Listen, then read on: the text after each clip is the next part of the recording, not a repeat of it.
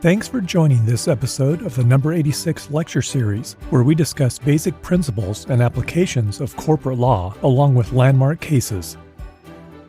Today's episode features Robert T. Miller, the F. Arnold Dahm Chair in Corporate Finance and Law. Professor Miller's research concerns corporate and securities law, the economic analysis of law, and the philosophy of law. As always, the Federalist Society takes no position on particular legal or public policy issues. All expressions of opinion are those of the speaker. Professor Miller, let's talk about what a transactional lawyer does. In a previous podcast, you mentioned they represent their clients in deals like mergers and acquisitions. Why do companies engage in mergers and acquisitions in the first place? So why do companies engage in business combination transactions, mergers and acquisitions, buying and selling the whole company or a division thereof? Well, it all goes back to Ronald Coase. This is the Coase behind the famous Coase theorem, the problem of social cost article, but to an earlier article he wrote, an article called Theory of the Firm. And as a young man, a young economist, Ronald Coase asked a question that no one had thought to ask. He essentially asked the following question. If markets are so wonderful, and he thought they were, of course, if markets are so wonderful for organizing economic activity, why is it that we see gigantic firms, companies, where inside the company, large amounts of economic activity is organized not on the basis of market transactions, but in a command and control way? What the CEO says goes in terms of where assets go, where employees will work, what they'll do, and so on. Why do we have command and control inside the firm and then a boundary at the firm where economic activity starts getting organized in a market way with companies outside the firm? And what Coase suggested is that there are two types of transactions costs in the world you might face. You can face market transactions costs if you organize your activity across markets. And in that case, you have to find the right person to contract with. You have to bargain out a contract with them. Then you have to monitor their performance under the contract. You face that set of transactions costs. Alternatively, you can pull an activity inside the firm and have it done by your own employees with your own property and your own assets. But in that case, you have employees. You have to pay the employees, you have to monitor them to make sure they're actually doing their jobs, and you have therefore a different set of transactions costs.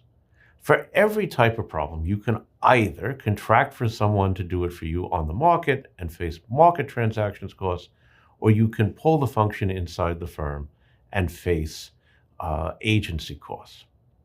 Now, if you're operating a business and you decide that there is a function, some type of economic activity, that you would be better off having inside your firm than paying for someone on the market to do it. So, for example, you're Amazon. You sell all kinds of products.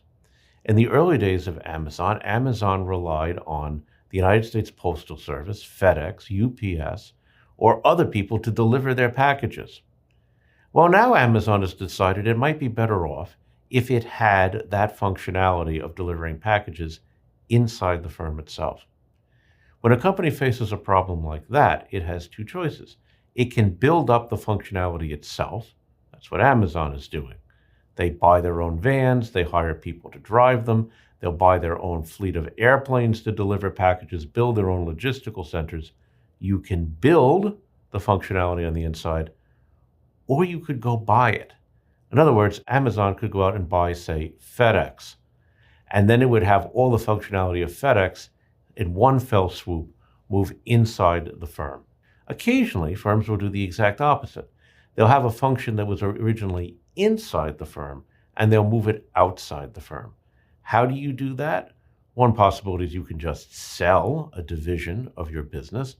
Another possibility is you engage in what's commonly known as outsourcing. Outsourcing and mergers are, as it were, inverse operations, whereas the merger takes a functionality that's outside the firm and pulls it in. Outsourcing takes a function that's inside the firm and pushes it out. Where this in and this out are the barrier between the firm and the market, the point where the agency costs inside the firm exactly equal the transactions costs of the market outside the firm. If you want to know, for example, what was wrong with communism said that that boundary didn't exist, that the boundary between agency costs and transactions costs was at the very perimeter of the economy. Everything was on the inside of the firm. Communism tried to treat the whole economy as if it were a firm under one central authority for command and control. That would make sense if agency costs were always lower than transactions costs. The sad history of communism, of course, proves that that's not true, and the boundary is actually usually quite near the center of the firm, that agency costs soon exceed transactions costs, and the cheaper and more efficient way of organizing resources is across market transactions. How do those types of market transactions work? What are the steps when two companies agree to enter into a merger or acquisition? How do lawyers make arrangements that are optimal for all parties involved? Imagine you're buying a house. When people buy a house, it's always what we corporate lawyers would call a two-step transaction. In step one, you enter into a contract to buy the house. After you enter into the contract, you don't immediately get the house, you don't immediately pay the purchase price, but there's this time lag between the time you enter into the contract to buy and sell the house and the closing, when you pay the purchase price and the seller gives you the house or the deed to the house and hands you the keys. Now, in the case of residential real estate, why is there a time lag between signing and closing? One of the reasons usually is that the buyer wants to hire a home inspector to come check the home to make sure it doesn't have termites and the roof's not leaking and all those sorts of things. Another reason is the buyer may have to line up his financing to get a mortgage. He also might be certain transactional problems like arranging for movers to get furniture in and out and so on. When you buy or sell a company, you often face a similar problem. When you sign up to buy a company, and the buyer agrees to buy and the seller agrees to sell the company, almost always, if the transaction is of any significant size, you have this same problem of a delay between signing and closing. Why? Well, the most common reason is that if the transaction is of any significant size, you're not permitted to complete the transaction until you've done a filing with the antitrust authorities. Because under the antitrust laws, mergers are always subject to a certain degree of scrutiny because they can be used to create market power, or worse yet, monopoly power, and the government doesn't want, or have some other type of anti-competitive effect, and the government wants to make sure that doesn't happen. So you have to do a filing and get clearance from the antitrust authorities. If you're operating in a regulated industry, banking, for example, you may need to get the approval of some other regulator before you're allowed to close your merger. And if you have a public company, at least the selling shareholders have to have a shareholders meeting to vote on the transaction, and that can't be done instantaneously either. So there's usually a delay between signing and closing in any large business combination transaction. That produces all kinds of problems because between signing and closing, things can go wrong. Like what? Well, imagine you signed up to buy a company in January of 2020, and you expected the closing to occur later in 2020. And then, a worldwide pandemic breaks out. And that adversely affects the company you intended to buy. Perhaps you were intending to buy a chain of retail stores. And now suddenly, no one's interested in buying those products. And even if they were, the government has ordered the stores closed. And so the company's revenues and earnings have fallen over an absolute cliff because they're not selling anything to anybody. As a result, the company has furloughed or just outright fired lots of its sales staff and knows full well that when the stores reopen, they're not going to be able to rehire all of those people. Some of them will have found other jobs or moved away or don't want to come back to work for one reason or another. When something like that happens between signing and closing, is the acquirer still required to close the deal, or is it allowed to walk away? That's a risk that all transactional lawyers worry about. The way we deal with that contractually is that we say that the obligation of the acquirer to close the deal, that is to say, to show up with the purchase price and pay it, is conditional. And it will be conditioned on a set of express conditions set out in the merger agreement. Some of those conditions are easy to understand. There will always be a condition that says no court of competent jurisdiction will have entered an injunction restraining the closing of the deal. Right? Obviously, if that happens, you can't expect the buyer to close. There will be other conditions that say if shareholder approval is required for this deal, the shareholders will have approved. We're not going to make the acquirer close if the shareholders haven't actually approved the deal. The most interesting one, however, is the so-called no material adverse effect condition. There, the seller will say that it's a condition of the buyer's obligation to close that there has occurred no material adverse effect. And then if you look up what material adverse effect means in the agreement, you'll find a definition that goes on for, say, some 600 or 700 words explaining what will and what will not count as a material adverse effect. This is a very fertile area for transactional lawyers. Why? What do we try to do in that area? What we try to do in material adverse effect clauses is we look at all the possible risks that could materialize between signing and closing that could adversely affect the value of the target, the company being sold. And we allocate them, some to one party and some to another. How do we do that? We do it in such a way that each party bears the risk if it is the cheaper cost avoider or the superior risk bearer of that risk. Roughly speaking, whether it can bear the risk more cheaply than the other party. So this is a good example of transaction engineering that transactional lawyers do. The whole game is to move every right to the party who values it most highly, every obligation to the party who can fulfill the obligation most cheaply, and every risk to the party who is the cheaper cost avoider or superior risk bearer of that risk. One of the most obvious examples is what we call deal risk, bad things that can happen between signing and closing. And the way to handle it, as I say in the material adverse effect definition, is to carefully allocate each risk to the party who can best bear it. Are there standard ways of structuring these types of transactions? One of the biggest problems a mergers and acquisitions lawyer faces at the beginning of every transaction is to figure out how to legally structure it. Roughly speaking, there are three ways of doing a business combination deal. If you picture in your mind the corporate entity itself, above the corporate entity are the shareholders who own the shares in the corporate entity. Below the corporate entity are the assets that the corporation owns, its real estate, its equipment, and so on. There are also down at that level below the corporation all the contractual relationships the corporation has, contracts with its suppliers, contracts with its customers, employment agreements with its employees, and so on. That's where all the real assets are, both the hard assets, the tangible assets, the intangible assets like the IP, and the human assets, the employees, and the other talent that makes the corporation work. If you're a mergers and acquisitions lawyer and you want to acquire this business, there are basically three ways you can structure it, corresponding to these three levels. Way number one, you could go to the shareholders and buy from them their shares. Before the transaction, the shareholders own the corporation which operates the business. After the transaction, the acquirer would own the shares, which are the shares in the corporation which operates the business. You can do the transaction at the shareholder level. You can also go down to the bottom and do the transaction at the asset level.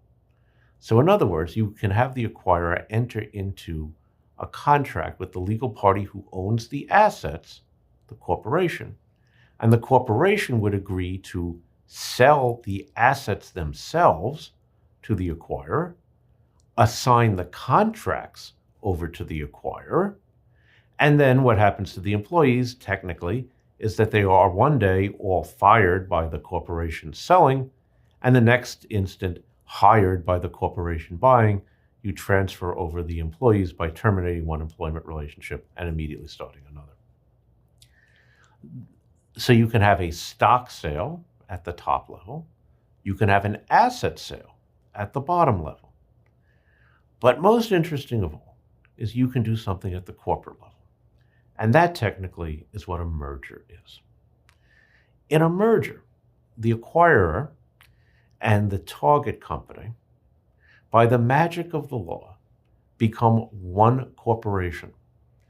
We speak of the target merging with and into the acquirer. You have to imagine the acquirer, it's like the acquirer is a gigantic amoeba that comes along and swallows up the target. By operation of law, the merged company, which we call the surviving corporation, by operation of law, owns everything that either corporation before owned, is a party to every contract that either corporation before was a party to, is liable for every type of obligation that either company was liable for, both civil obligations, criminal obligations, regulatory fines, everything transfers over from the target and the acquirer into the surviving corporation. Now, one of the biggest issues in M&A law in each instance is how you decide to structure the transaction. If you have a relatively small number of shareholders, then you can get those people in a room and you can negotiate with them to get them to sell you their shares. But once there goes beyond even one shareholder, there's the danger that the shareholders will have inconsistent bargaining positions. That one might be willing to sell at $100 a share and the other wants $120. If you start having large numbers of shareholders, it becomes quickly impossible to negotiate with all of them. The transactions costs get too big. So you cannot acquire the shares from the shareholders directly because it's too hard to negotiate with large numbers of shareholders. You might not even be able to find all of them. Some of them might be disgruntled former employees of the company. The last thing they're going to do is what the company wants and sell their shares to the acquirer. It doesn't work. On the other hand, if you have a large number of assets, you own real estate in all 50 states and 27 foreign jurisdictions. You have thousands and thousands of contracts, some of which include provisions that say they cannot be assigned. You have thousands of employees who'd have to be transferred over. Then the asset deal begins to look like a bad idea from a transactional cost point of view as well, because transferring all these titles, filing all the filings you would have to do to record transfers of real estate, all the paperwork to move the employees over, it gets incredibly expensive. You don't want to do that either. So if you have a company with a large number of shareholders and a large number of assets, you pretty much have to do the transaction at the corporate level, at the merger level, using the merger structure. Are there different types of merger agreements? If you want to buy a public company, although you will certainly have to do a merger at some point, it turns out there are two different ways of structuring a public company transaction. They're called one-step transactions and two-step transactions. The easier one to understand is the one-step transaction. That's what we've talked about before. The acquirer and the target negotiate a deal. They enter into a merger agreement. It's approved by the boards of directors of both companies. And you have to hold a shareholder vote, at least on the target side, to approve the transaction.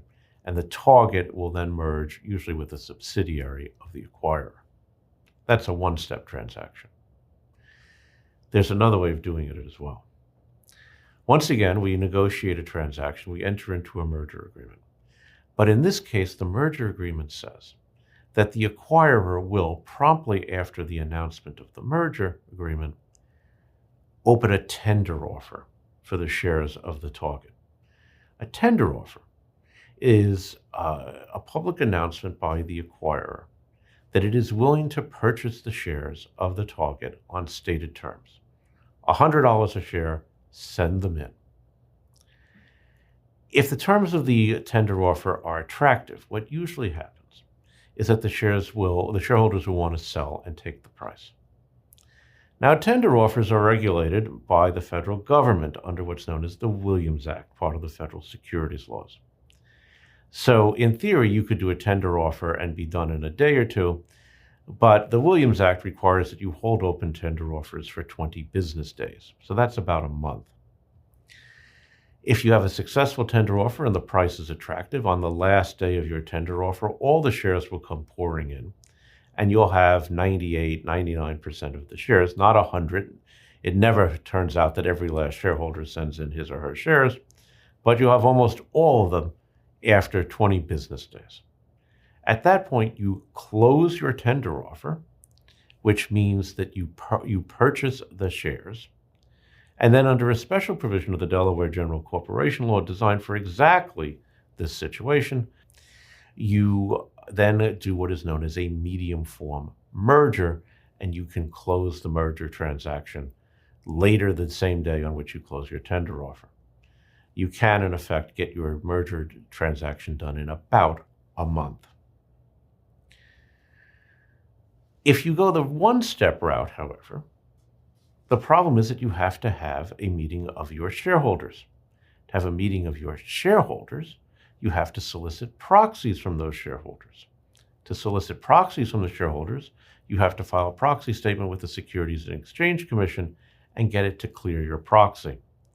That tends to take about 90 days from signing the agreement to having a shareholder meeting and getting the approval of your shareholders. So, ironically, the one-step transaction takes about 90 days. The two-step transaction takes about 30 days. You would ask yourself, if that's the case, why would anybody ever do a one-step deal? Wouldn't it always be better to do a two-step deal, get the deal done faster? You can get the organized business off the ground faster because you've closed earlier. Less things can go wrong in 1 month than in 3 months. Why not always use the two-step form? Short answer is everybody uses the two-step form when they can, but often they can't. And the reason is that something else holds up the deal.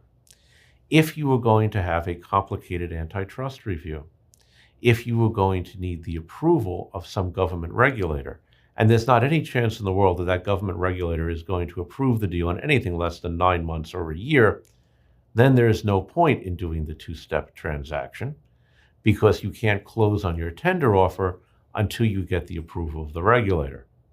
Rather, what you do is the one-step deal, and you hold your shareholder meeting on the 90th day or so. You get the approval of the shareholders, and then you just wait for the approval of the regulator. And once you get the regulator's approval, then you close later the same day you get the regulator's approval. So when you structure a transaction as a transactional lawyer, you have to ask yourself, what is going to hold up my deal the most? Is it antitrust approval? Is it some regulatory approval? Is it something else? If the answer is that there is something not corporate in nature, in other words, not involving the shareholder approval or the sale of the shares, that's going to take longer than 90 days, then you want to use a one-step deal. If there is no such regulatory hurdle and the thing that's going to take longest is getting shareholder approval, then we get shareholder approval in the quickest way possible. We do a two-step deal with a tender offer followed by a so-called medium form merger. What sort of market factors influence decisions about mergers and acquisitions? If you look at the history of mergers and acquisitions, while usually the amount of merger and acquisition activity increases every year with the size of the economy increasing, it's also true that mergers and acquisitions come in great waves. There's a great wave of merger activity in the 1980s, for example, and another big wave in the 1990s, another one in the 2000s. Why is that? The answer usually is there are fundamental economic reasons for it. So if you look at the merger wave of the 1980s, some of the most famous takeover battles of the time, the way it was presented in the press is that sleazy New York financiers and other people using money, who knows where it came from, went out and bought a bunch of old-line great American companies and wrecked them and destroyed them and sucked out all the value and left the husks for other people to pick up. Nothing like that actually ever occurred. What really happened in corporate America is this. In the 1950s and the 1960s, people graduating with MBAs had learned about the value of diversification in investments. And they convinced the senior managers of many big American companies, with the help of a bunch of investment bankers who got fees for doing it, that what they needed to do was create conglomerates in which one company would own a bunch of utterly diverse businesses. If you're a petroleum company, you need to buy a women's shoes company. And if you are a telephone company, why then you need to go into the rental car business, something completely unrelated to your other business. So that in any given year, when one business was up, the other one would likely be down, and your earnings would smooth out over time, and you would capture the benefits of having a diverse investment portfolio. Whether that made any sense in the 1960s is questionable, but by the 1980s, it became apparent that it made no sense at all. It turns out that people who run an oil company don't know much about women's shoes, and people who run a women's shoes company don't know much about exploring for oil. There was a great inefficiency in running these businesses together. Moreover, the cost of trading securities, commissions on the New York Stock Exchange and NASDAQ, had plummeted by this point, and the invention of mutual funds made it very easy for diversification to take place at the shareholder level rather than at the company level. The rational way of organizing economic activity at that point was to have each company do one or at least a small number of things at which it was very good, and for the shareholders to hold shares in a great number of companies and capture the diversification benefit at the shareholder level rather than the company level. So as we enter the 1980s, there are a large number of companies that are conglomerates that are running several businesses that have nothing to do with each other together under one roof. Very often, if you looked at the financial statements of these companies and the market prices of their shares, they were trading at a discount to their book value. In other words, the value of the businesses on the accounting statements of the company exceeded the market value of the company as a whole. Why? Because everybody knew it was grossly inefficient to run them this way, and value was being destroyed by running these businesses together as conglomerates. Well, people like Henry Kravis at Kohlberg Kravis Roberts and Ron Perlman and Ted Fossman did the private equity industry. And what they discovered was they could buy one of these companies at or above its market price and sell off the pieces at a value that exceeded, often by hundreds of millions of dollars, what they had paid for them. They were reorganizing economic activity to separate things that had no business ever being together. It might look from the outside that a great American company was being destroyed. The reality was those different business units were being reorganized under people who actually knew how to run them, and they would operate as independent businesses going forward. There's another great wave of merger activity in the late 1990s, but that one was totally different. What was going on there was that the changes in trade laws and the opening up of global markets suddenly made it very useful for large companies to be not national or international, but global. If you're operating in the United States, you also had to be able to operate in Europe and China and the Middle East and maybe some other places as well. And once that happens, everybody needs large scale. So you're going to see mergers between large oil companies, mergers between large consumer product companies, and so on. When I was in practice, I did a number of deals in the advertising industry. And what happened there is that the advertising industry followed the consumer products companies. Once the consumer products companies became global, those globalized consumer products companies did not want to deal with one ad agency in Europe and another in the UK and yet another in North America and a fourth one in Brazil. What they wanted was one-stop shopping, to go to one gigantic ad agency that could provide them with advertising services in all these markets simultaneously. So the ad companies had to consolidate on a worldwide basis, and that's very largely what happened in the late 1990s. We opened this episode with Ronald Coase. Let's close with Coase also. The Coase theorem was developed in 1960, right before some of the waves that you just described. The theorem is now a fundamental principle of law and economics. Can you give us a quick explanation of it and discuss how it applies in particular to mergers and acquisitions?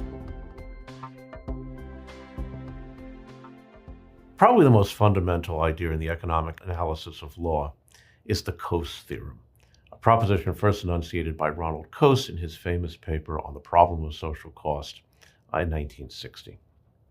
What Coase showed in this paper is that what's wrong with the world is transactions costs. What do I mean by that? Prior to Coase, what people thought was really wrong with the world was externalities. That is to say, I would engage in some activity that produces costs for other people. And if I do that and I don't bear those costs myself, why then I'll engage in a lot of this activity. And while it might benefit me, it will harm you. And if it turns out that the harms to you exceed the benefits to me, well, then it's inefficient from a societal point of view. What Coase showed is that those situations would not exist if transactions costs were zero. If transactions costs were zero, people would always bargain to the efficient solution. Now, of course, in the real world, as Coase himself pointed out over and over and over again, transactions costs are never zero. Sometimes they're low, so low that we can count on people bargaining to the efficient solution. But in many cases, they're high. And in those cases, we can be sure that people will not bargain to the efficient solution. When a transactional lawyer approaches any problem, he very often does it from a transactions cost point of view. The things where people can easily bargain against each other, they will tend to bargain to the correct solution very easily. The problem is what happens when transactions costs get high. So, when you are engaged in a market transaction, say a merger and acquisition, one of the major problems is that the buyer and the seller approach the transaction with vastly different levels of information. The seller knows all about its company. After all, it's been running the company for a long time. The buyer will probably know very little about the company. If the target company, the seller, is a public company, well, then a sophisticated buyer will have read all the publicly available information about the company. But very often, that's far from the whole picture. Very often, some of the most important information is still inside the company. So how do you go about solving that problem, hopefully at the lowest level of costs, transactions costs, imaginable? Well, one thing that always happens is due diligence. The seller agrees to share with the acquirer confidential information, non-public information about itself. How do we structure that as lawyers? Well, we do it under what's known as a confidentiality agreement. The seller agrees to provide the information. The buyer promises to, first of all, keep the information confidential, not disclose it to other people, and then to use the information solely for the purpose of evaluating the transaction. Now, you may ask, how would the seller ever know if the buyer breached this agreement? If it started using the seller's confidential information, for example, to compete better against the seller, or for some other purpose outside the scope of the agreement? The short answer to that is usually the seller couldn't know that. These agreements are notoriously hard to monitor. For that reason, you usually only turn over confidential information to someone in whom you have a great deal of trust when you think a deal between you and them is fairly likely. If you look at confidentiality agreements, however, you will discover one of the most interesting provisions you will ever see, a shockingly surprising position. There'll be a provision in that agreement that says the following: even though the seller is turning over huge amounts of confidential information to the buyer, the seller makes absolutely no representations or warranties about the accuracy or completeness of that information. In fact, the seller doesn't even guarantee that it's not fraudulent, that it's not intentionally false. And moreover, the parties agree that there will be no representations or warranties from the seller to the buyer that could form the basis of any type of legal claim, except for those representations and warranties that get incorporated in the definitive written agreement between the parties. This is the exact opposite of the common law rule. So what's going on here? What's going on is that very sophisticated parties, large companies with huge amounts of information, huge amounts of money at stake, and a large cast of characters, business people, lawyers, accountants, investment bankers, teams of people working on both sides, find that the solution offered by the common law doctrine of fraud, for example, doesn't work at all well for them, and therefore they contract around it. They contract around it in two ways. First, they say the rules of fraud, no representations or warranties about the information, the rules of fraud will not apply in the due diligence process. They're only going to apply for the representations and warranties in the definitive written agreement.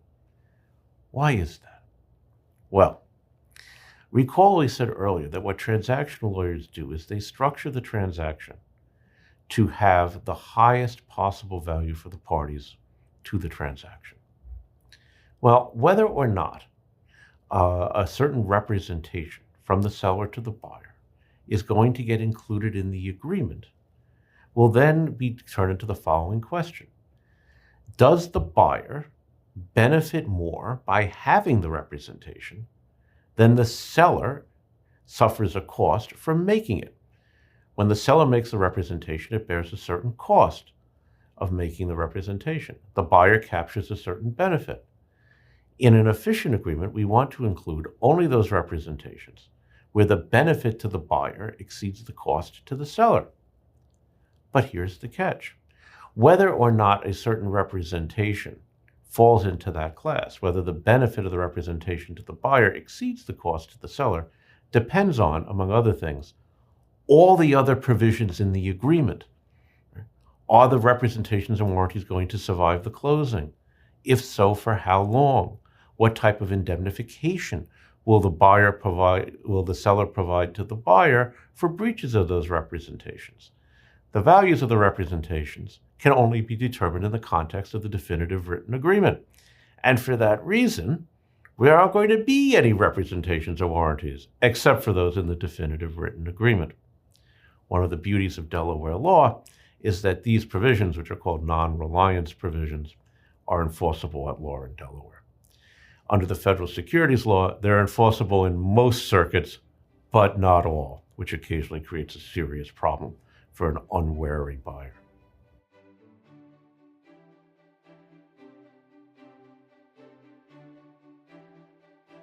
Thank you for listening to this episode of the number 86 lecture series on corporate law. The spirit of debate of our founding fathers animates all of the number 86 content, encouraging discussion and critical reflection relative to how each subject is widely understood and taught in law schools and among law students. Subscribe to the number 86 lecture series on your favorite podcast platform to have each episode delivered the moment it's released. You can also go to number86.fedsoc.org for lectures and videos on federalism, contracts, jurisprudence, and more. Thanks for listening. See you in class.